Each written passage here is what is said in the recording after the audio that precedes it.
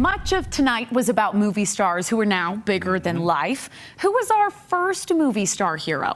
Now, Craig Wirth says for many kids like him in the 1950s and 60s, it was a cowboy with a horse and a guitar. It was Roy Rogers. Well, of course it was. And Craig remembers when he and the other kids would dress up in Western clothes, just like Roy. In fact, Roy Rogers was once the most watched movie star in America. And years ago, of course he did, Craig spent a day with the late movie and TV cowboy. He was the king of cowboys, defies all dangers and action-packed adventure of the West, Roy Rogers. Oh, it was so much simpler back then, when we had just one TV hero, one TV in the house, and even just one TV station in the whole state. We ate his cookies out of our Roy Rogers lunchbox, drank our hot chocolate out of Roy's thermos, left for school when Roy's clock said it was time, did our school work out of his pencil case, played with his trick lasso, and recorded it all on his cameras. I guess Gabby was a little blunt. He has a habit of saying what he thinks. And of course, we were glued to see him and Dale Evans on TV. And then, every Saturday, we'd watch one of his 100 movies at the theater. His San Fernando Valley was playing at the Murray, the Yellow Rose of Texas in Bountiful, while the Rainbow over Texas was at the Uinta. Along the Navajo Trail played in Holiday, My Pal Trigger followed in Bountiful, and the Tower was playing Utah, of course, our favorite.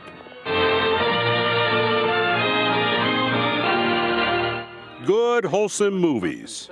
Western Union, I want to send a telegram to Roy Rogers, Bar X Ranch, Coldbrook, Utah. He was the king of cowboys, and no one better argue with him. Every kid of the 50s had his back. Take it easy, Rogers. He was so big that it made news when a kid from Lehigh actually got to meet him. Look at this, fellas. Hey, and another Utah kid actually got to meet him too. Okay, he didn't quite look the same as he did in the 1950s. Although Trigger did, yes, Trigger was stuffed, as legend holds. Trigger was an amazing horse, huh? Oh, he was. They threw away the pattern when they made Trigger. He was something else, and I was so lucky. I guess I was one of the luckiest cowboys. Roy Rogers and Trigger. It was our TV West, even though the West out our windows didn't look like this. For on TV, all of us kids in the West lived on ranches and sang songs. Moonlight as bright as day, for out on that Utah trail. And when you were the king of cowboys, well, you were the king, and this was yours and Trigger's car. Now, this is what you needed on the ranch, no doubt about it. And as a kid of the 50s, Roy let me touch the car. Well, in that flashy era of the television cowboy, it just didn't get any better than this. Not all was swell in the West. There was always a bad guy or two who wanted to take on the king of cowboys. We had good fights in him, but we didn't stomp his face in and cut his leg off. In fact, I got making pictures today. I wouldn't even want Trigger to watch, but There was just something about Roy. Kids of the 50s would flock to Apple Valley to see Roy Rogers long into the 1980s and to look at his life, for that was our life too. It was an unbelievable story about the old shoemaker from Ohio who grew up with the name Leonard Sly. I got up one morning, Dad said, "Son, let's quit our job and go to California." And from California came the movies, even the one called Utah, which was, of course, shot in California. If there's a place more beautiful to view, more wonderful than Utah. So if you didn't grow up in the 50s or carry a Roy Rogers flashlight or didn't know who was the king of cowboys, well, ask your parents or grandparents about it. Even if it was just during a Saturday matinee, you had to come west. We had to come to Utah to make our dreams come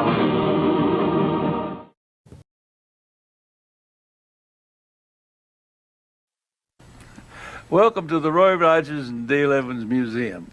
This place is a stroll through our lives together.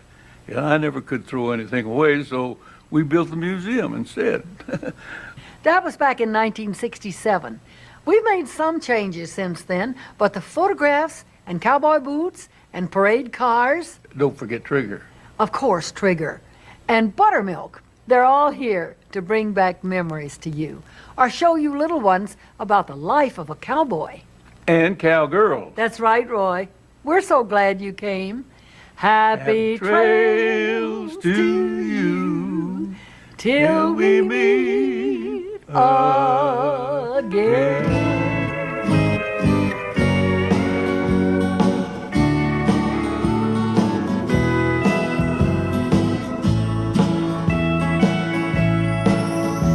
He's rode across your silver screens for over 50 years. He's brought bad men to justice. He's seen laughter and he's seen tears. And I know forever in many hearts he'll reign as the king of the cowboys. There is honor to his name.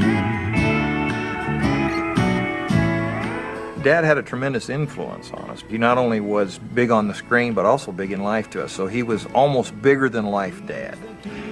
How do you take him? Do you take him as the guy who, shares milk with you in the morning and has a couple of eggs? Or do you look at him in the sense that here's a guy that 25 million other kids scream and holler and run down to the rail and want to touch him? He's a kind and gentle legend. A hero is his fame, showing young folks to see the right from wrong. And he's taught me very safe.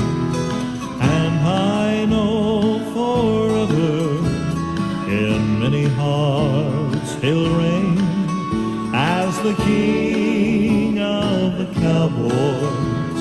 There is magic in his name.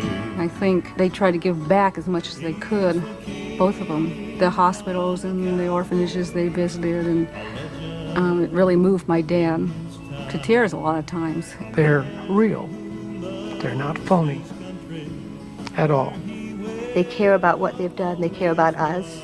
They care about a lot of kids in this world. Saddled up on his golden Palomino with a 6-gun by each side.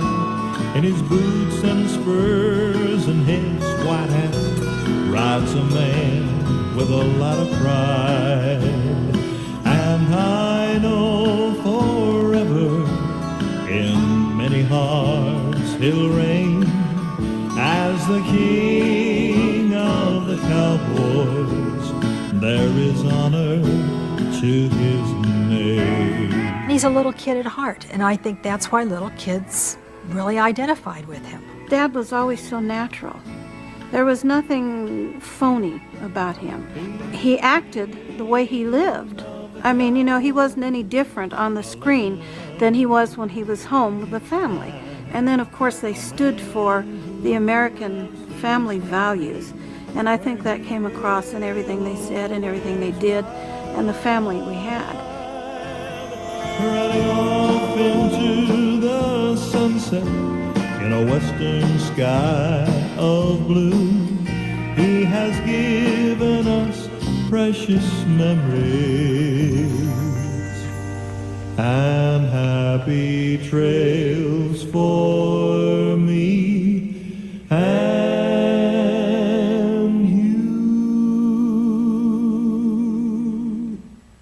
Roy was just so much like my brother and my family, Texas. I mean, country people, you know what I'm saying? So much like them. Shucks. Good morning. Good morning.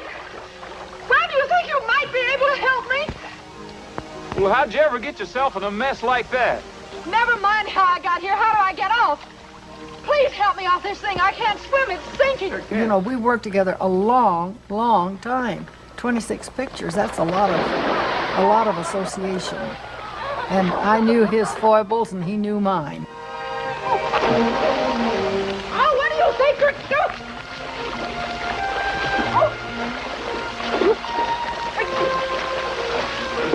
I never could forget.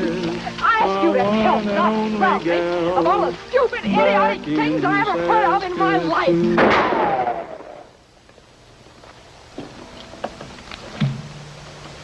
Then I met a girl named Mary.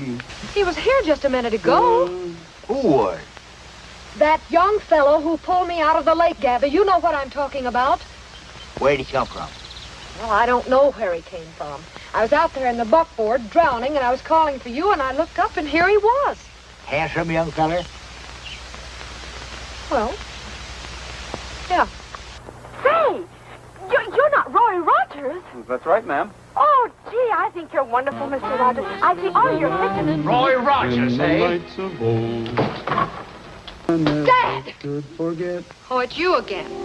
Say, you don't happen to know a rhyme for Saskatoon, do you? What I really admired about him was his love for children. And he would tell me about when he went on tour about going to the hospitals where the sick children were, taking Trigger in there, you know. And that's the first thing he did when he got to a city. And I admired that because I had a son. Handsome young feller, riding a beautiful horse, shows up out of nowhere, saves your life, and then just plumb disappears. Glory, you dreamed it. I always wanted a big family with lots of children, always did. And he loved old people. He was a knight wearing armor. Anything you say. He was so good to, what is it they call them now, seasoned citizens instead of senior citizens, seasoned citizens. So I always... Go too far on that senior citizen stuff. That's right, that's right. I Because just we are joined the well club here a while seasoned. back. We are well seasoned, both of us. But we had a camaraderie, really. Oh, I've got a million dreams and a Stetson full of schemes, so my future's always bright and gay. We were in Chicago at the stadium. We were on horseback, both of us. We were announced, but right before we were announced to go in and do our show at the Chicago Stadium, Roy said, "What are you doing New Year's Eve?" And I said, "I don't know." I said, I don't have any plans. He said, "Why don't we get married?" Though I'm not a millionaire, still I've happiness to spare. I've been saving for a rainy day. I don't know how I raked up enough nerve to ask her, but I was getting ready to go into the arena so I don't have to hang around and take the back talk. So I asked her about it and it took off and got in the arena. Why worry about the weather as long as we're together? We can always see it through. And I said, "Well, let me think about it." And when we were through, he said, "Have you thought about it?" And I said, "The answer is yes. I'll take the chance." Let it rain, helter skelter. There's a shelter in view. Why worry about the weather as long as we're together? We can always see it through. Before I married Roy, I suddenly got frightened about what I was going to do, and I wasn't really sure that I could bring it off with the 3 children. And I went into the closet and I prayed, and I promised God that if he would help me in this marriage, that there would never be a divorce under any circumstances, because I wanted to be a mother to these children. People gave us 6 months, we'll give them 6 months. And they would have been right if I hadn't have gone to God.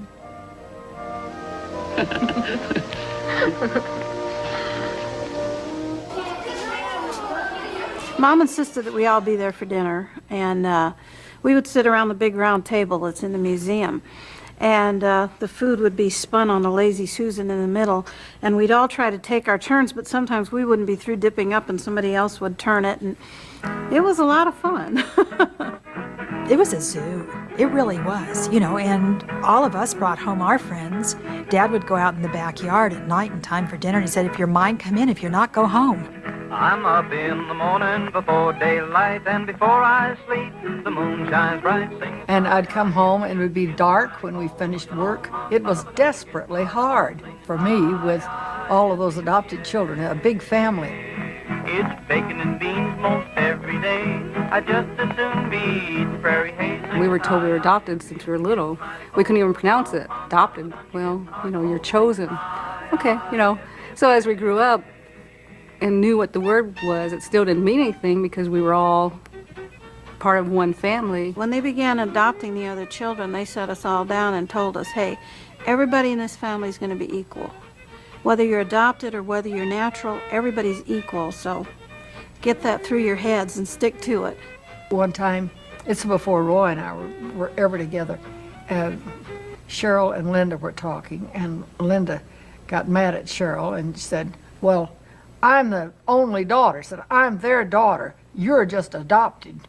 And Cheryl looked at him, she said, I was chosen. They had to take you. Sandy had a real deep voice, and he would rock back in his chair, and he would expound, like talk, pontificate. She told him, Sandy, you better be quiet. I've just about had enough with you, and he just kept it up and kept it up. Finally, she reached over, and we had our own cows, so we had a pitcher of milk on the table, just a metal pitcher. And she dumped it over, and it was just dripping off his eyelashes and off his hair, and he goes, Mom, you know. And the milk's just dripping off of him everywhere. But we all thought it was funny, you know. Did they tell you about the time we were in Ohio at the Ohio State Fair in this very swank hotel? We're having dinner, and I told the kids, I said, now listen to me. I don't want to hear any arguing or funny antics at the table because this is a nice, dignified place. I want nothing. So I sat between the boys because Sandy had a bad habit of going at Dusty, making a face at him.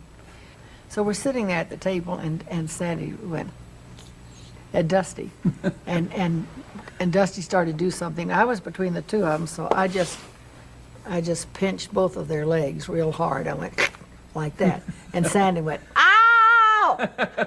Lana would never harm any of us kids. And one time Dusty got the hammer out, and he was standing there pounding on Lana's toes.